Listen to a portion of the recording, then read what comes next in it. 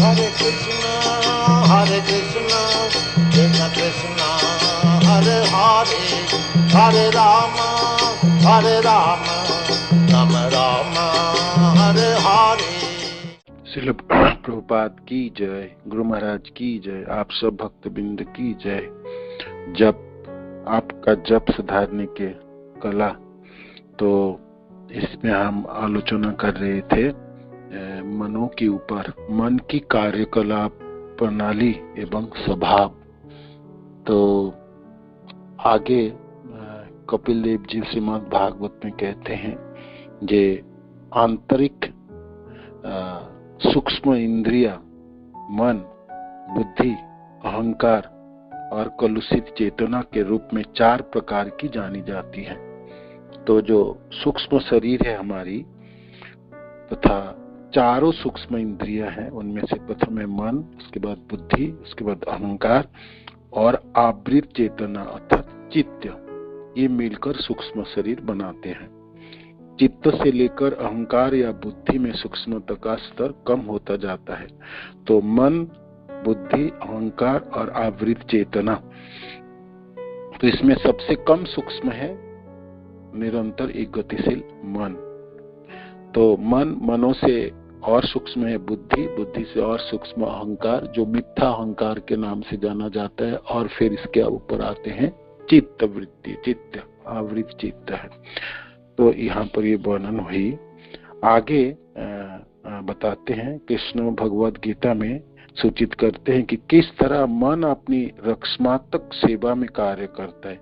मन दोहरेपन की एक भावना को बनाए रखकर अहंकार को अपना भ्रामक प्रभुत्व बनाए रखने में सहायता करते हैं।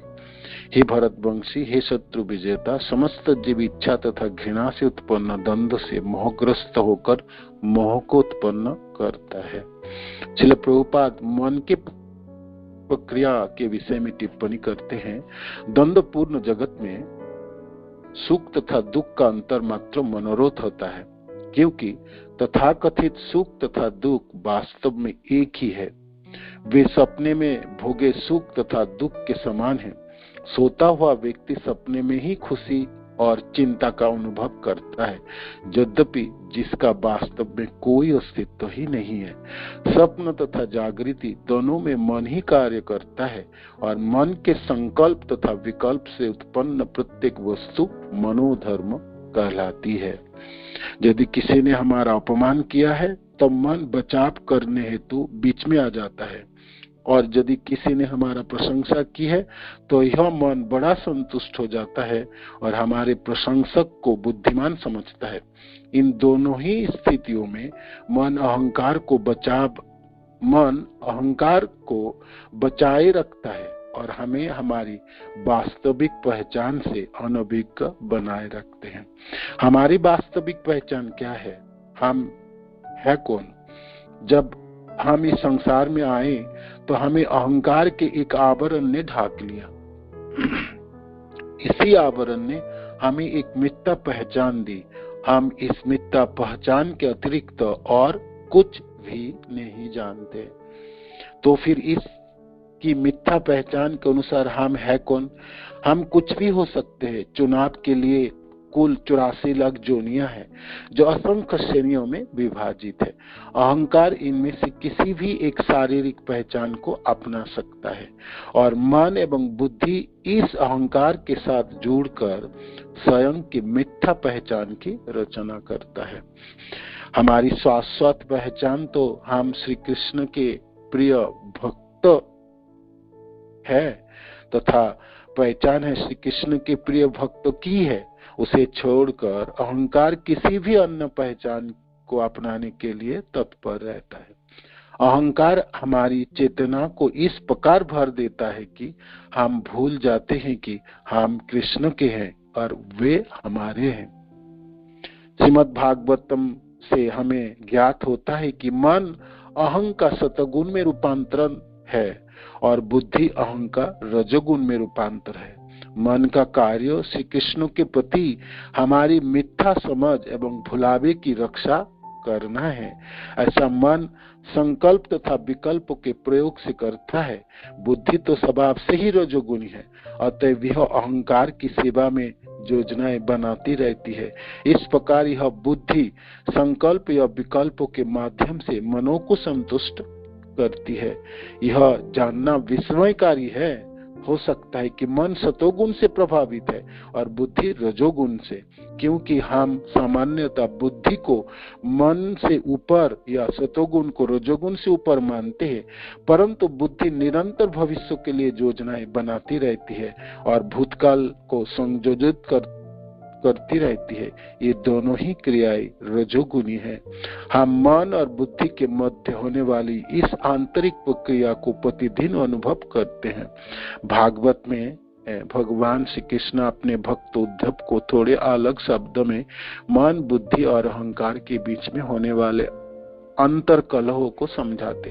हे उद्धव, बुद्धि रहित व्यक्ति सर्वप्रथम अपनी झूठी पहचान भौतिक शरीर तथा मन के साथ करता है, और जब किसी की चेतना में ऐसा मिथ्या ज्ञान उत्पन्न हो जाता है तो महान कष्ट का कारण भौतिक काम उस मन में व्याप्त हो जाता है, जो स्वभाव से स्वात्विक होता है। तब काम द्वारा दूषित मन भौतिक उन्नति के लिए तरह तरह की योजनाएं बनाने में एवं बदलने में लीन हो जाता है। इस प्रकार सदैव गुणों का चिंतन करते हुए मूर्ख व्यक्ति असह्य भौतिक इच्छाओं से पीड़ित होता रहता है। यह भौतिक संसार जड़ पदार्थ, स्थूल शरीर या सूक्ष्म शरीर से मिलकर बना है। इनकी रचना केवल हमें इस भ्रम में रखने के लिए हुई है कि हम कृष्ण के दास ना होकर कुछ और है। इस मन का विषय है संकल्प और विकल्प।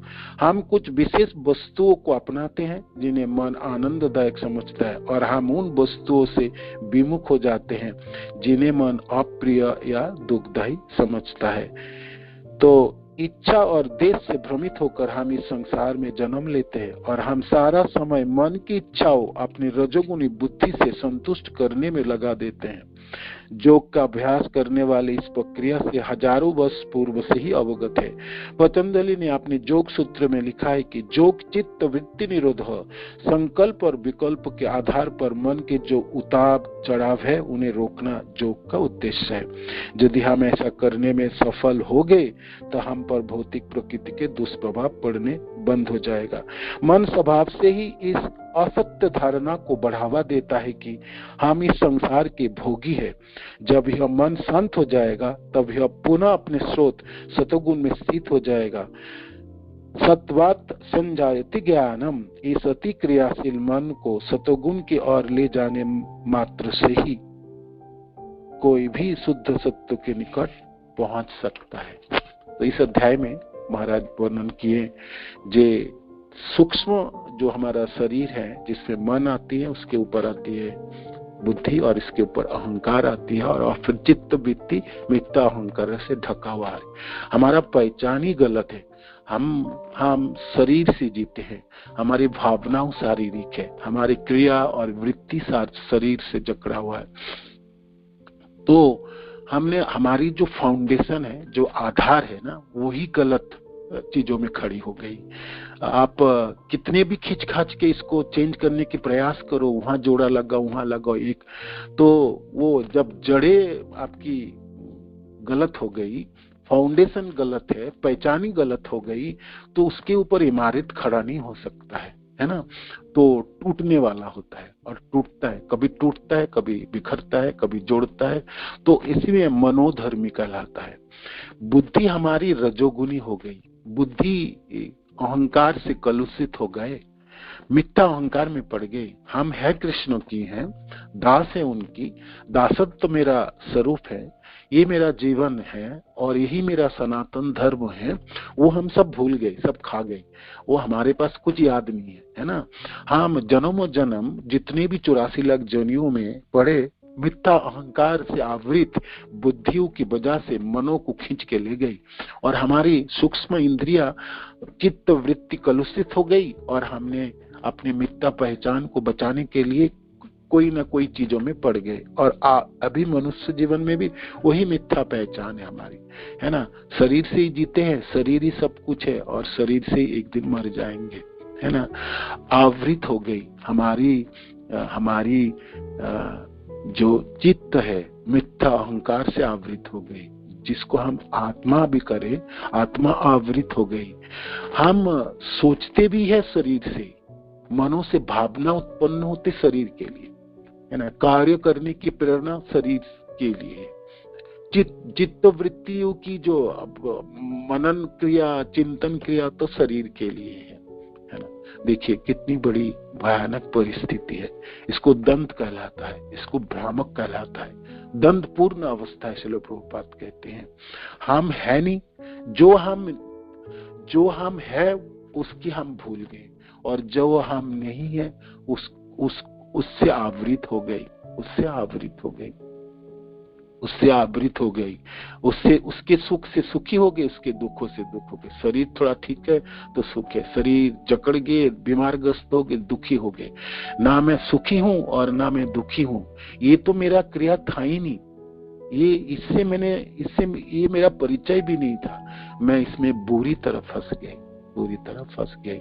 मैं तो कृष्ण की था, कृष्ण की हूं। तो आज ना कृष्ण को दिखाई देता है, ना मैं सोच भी पाता हूं, है ना। ये मिथ्या परिचय है। तो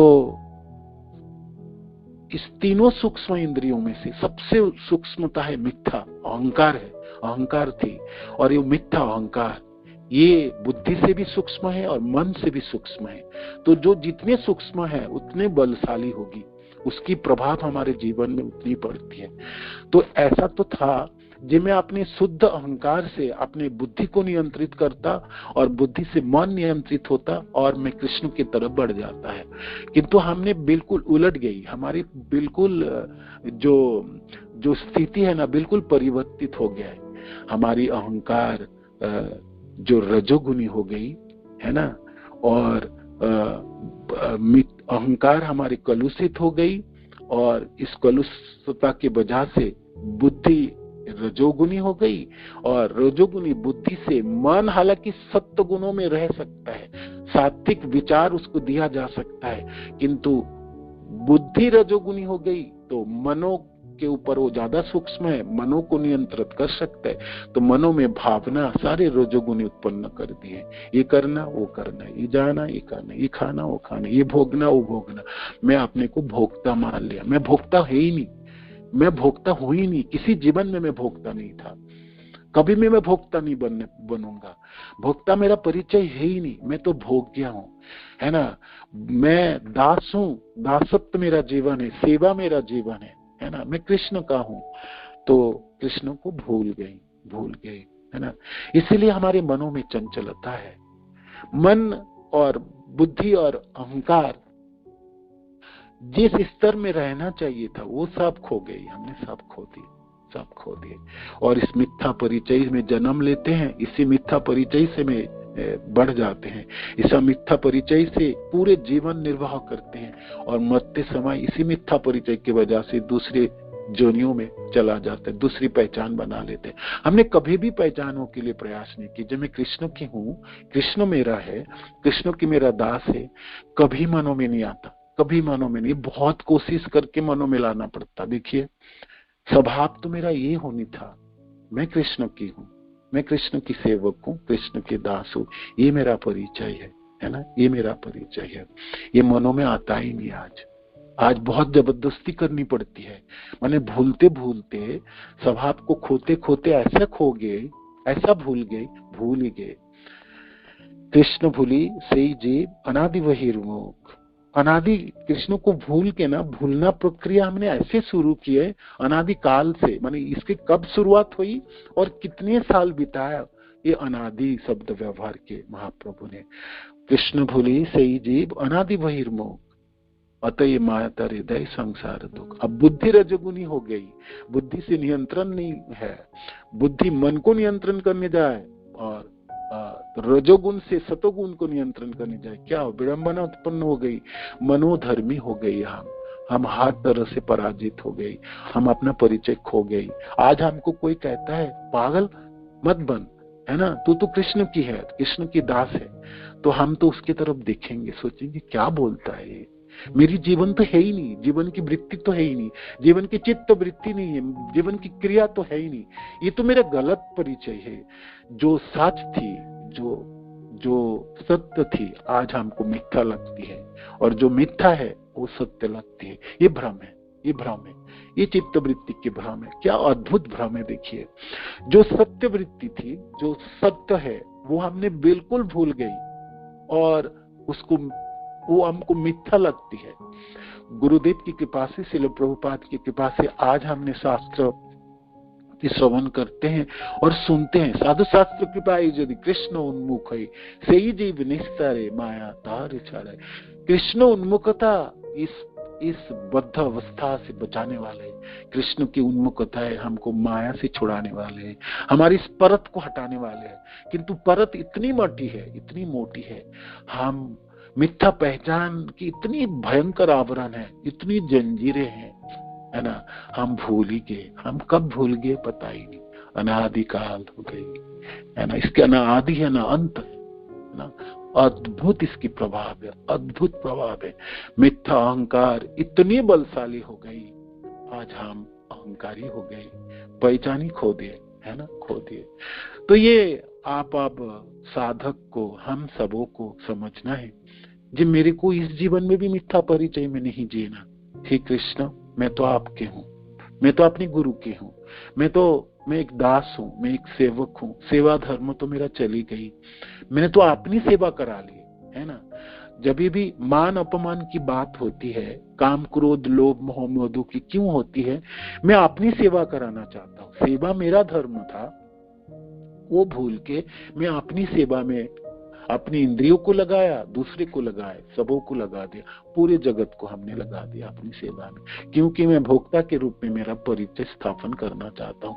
जब भी वो उसमें थोड़ी सी कमी होती, तभी काम क्रोध लोभ मोह मद, तभी गुस्सा, तभी क्रोध, तभी नियंत्रण करना चाहता हूँ। देखो, नियंत्रण करने की, मैं अपने जनों को नियंत्रण करूंगा, मैं अपने मान अपमान को नियंत्रण करूंगा, मैं अपनी सब चीजों को बचाव करने की जो प्रवृत्ति उत्पन्न हो गई, हाय हाय, जो मेरा शुद्ध सत्य परिचय थी, जो मेरा असल परिचय था, वो तो हमने भूल ही गए। अब बारी है, इसी मनो को लगा के मैं अपने परिचय में वापस जाऊंगा, इसी बुद्धि को लगा के मैं अपने असली परिचय में वापस जाऊंगा, इसी मिथ्या अहंकार के परत को हटा के मैं अपने शुद्ध अहंकार, शुद्ध सत्य में, जो अपने शुद्ध परिचय में अपने प्रयास करूंगा, पहुंचूंगा।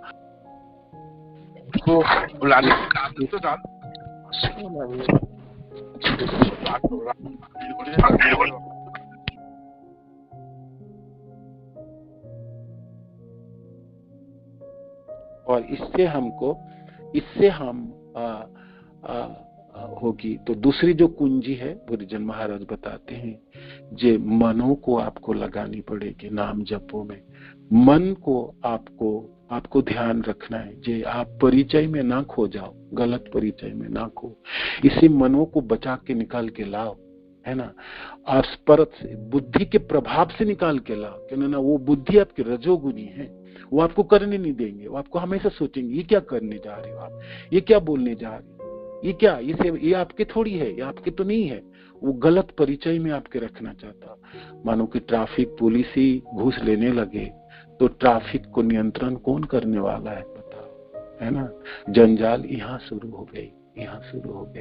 तो बुद्धजन महाराज अब कहते हैं आगे, दूसरी कुंजी बताते हैं, जे मनो को मित्र कैसे बनाए जाए, मनो को। किंतु परिचय आपको हमेशा याद रखनी है ना, पहचान आपकी याद रखनी है, ये भूलनी नहीं है। भूलने से हमारी प्रक्रिया शुरू हुई और गलत कार्य शुरू हुई हमारी, है ना। तो ये पूरी अध्याय की ये सार थे, और थोड़ी थोड़ी उदाहरण से बुद्धजन महाराज बता रहे थे भागवत की से और श्रील प्रभुपाद के टिप्पणी से, जे किस प्रकार दंड उत्पन्न हुई। दंड को समझने की प्रयास कीजिए, क्यों दंड उत्पन्न हो गई। मिथ्या परिचय में फंसे हमने, मिथ्या अहंकार से। वो हमारा परिचय है ही नहीं, वो नहीं है ना। मैं कृष्ण की हूँ और कृष्ण की दास हूँ, है ना। जीवेर स्वरूप है कृष्णेर नित्य दास, महाप्रभु की वो लाइन सनातन गोसाई पाद के लिए, हम सब जनों के लिए ये मेरा परिचय है, ये मेरा परिचय। इसको हमेशा याद रखनी है, हमेशा याद रखनी है, हमेशा याद रखनी है। अब कल हम पढ़ेंगे दूसरे जो कुंजी है मनों की, मन को कैसे लगाएंगे जप में और कैसे सरलता से लगा पाएंगे, क्योंकि मनो को स्तर को आप समझ पाए तो मनो को स्तर, मन को भाराक्रांत, मन को आपको बोझा नहीं करना, मनो आपकी मनों में संतुष्टि रखना एक दूसरी जो टिप है। तीसरी, मन कम सूक्ष्म है बुद्धि से और अहंकार से। हालांकि मन बुद्धि और अहंकार द्वारा नियंत्रित होगी, किंतु इस मनों को ही लगानी है, इस रजोगुणी बुद्धि से बचना और मिथ्या अहंकार के परत से बचना। इस मनों को मित्रों के व्यवहार करके हम नाम जप के माध्यम से इस बुद्धियों के दुष्प्रभाव से बच सकते हैं और मिथ्या परिचय से हम बच सकते हैं। मनों की सहायता से मनों को मित्र के रूप में व्यवहार करनी है। तो आगे अध्यायों में महाराज वो बताएंगे कि मनों की किस प्रकार सरलता से हम व्यवहार कर पाएंगे। हरे कृष्ण। श्रील प्रभुपाद की जय, गुरु महाराज की जय, आप सब भक्तवृंद की जय।